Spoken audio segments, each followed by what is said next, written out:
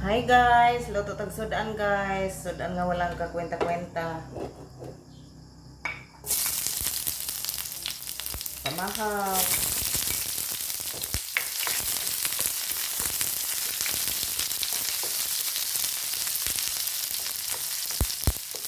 Ito lang ang iluluto guys.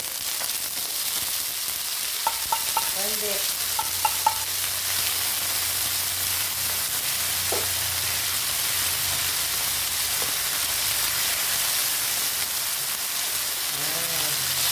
Walang ibang maluto guys. Walang ibang maulam. Corn beef. Corn beef, lagyan ng kalabasa.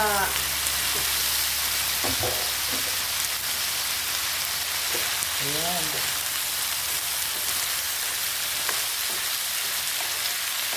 Masarap yun na ba guys? Corn beef, lagyan ng kalabasa. Ay, kalabasa. Lagyan ng corn beef. Ganito lang guys.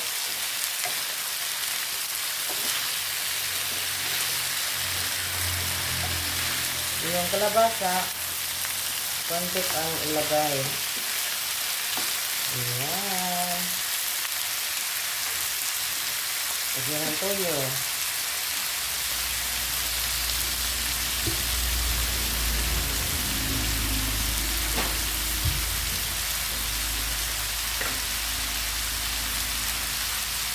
Paminta.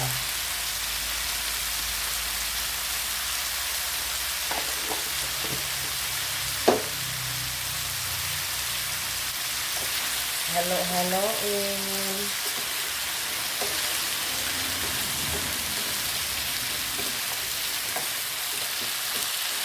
Ayan. Masarap kaya yung kalbasa guys. Sipunukin. Ayan.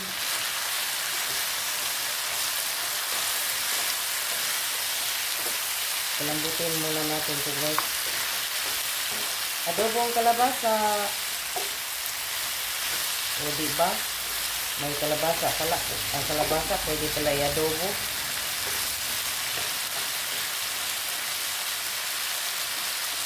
Lagyan konting tubig. Yung sa lata ng corn beef. Hik! Ito.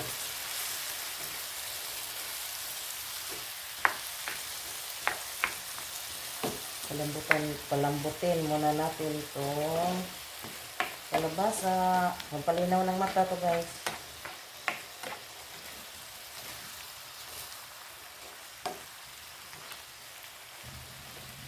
Para luminaw yung mata natin.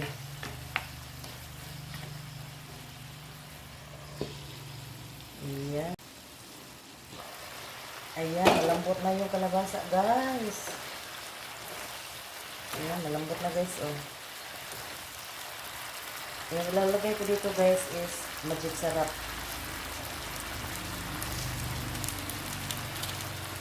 Ayan. Ayan.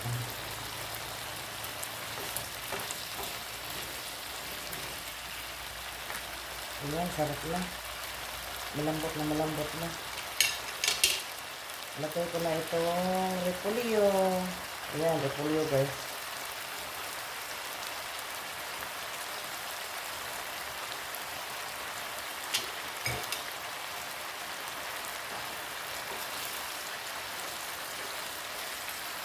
Takpan mo na para maano siya.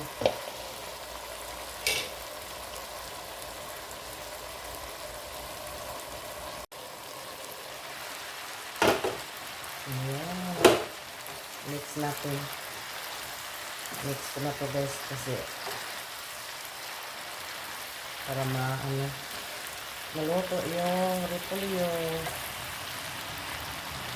O, diba? Masarap na. Ito na yung ulam namin dito sa bukid, guys. Yung kalabasa, hindi yan binibili. Daming kalabasa dyan sa likod. Ang bahay. Tinatapon ko na lang yan. Tinatapon yung buto. Tapos, yung buto,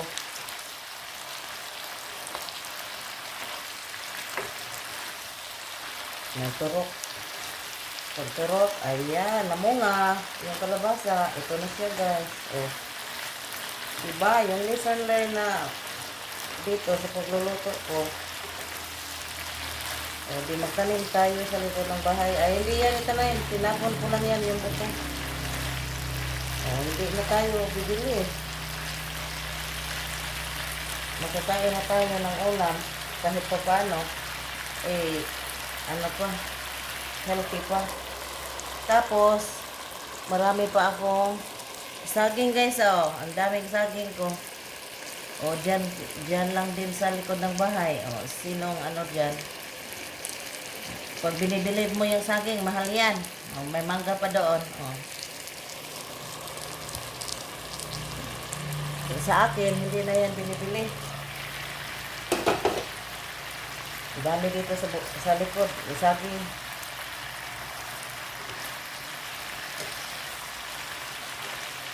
Kasi may nag-comment dyan na walang kukwenta-kwenta yung ano, yung mga upload ko. Ayan. Maraming salamat sa panonood mo. Ayan, luto na, guys. Thanks for watching. Ayan, may ano pa dito. Ulam na. O, di.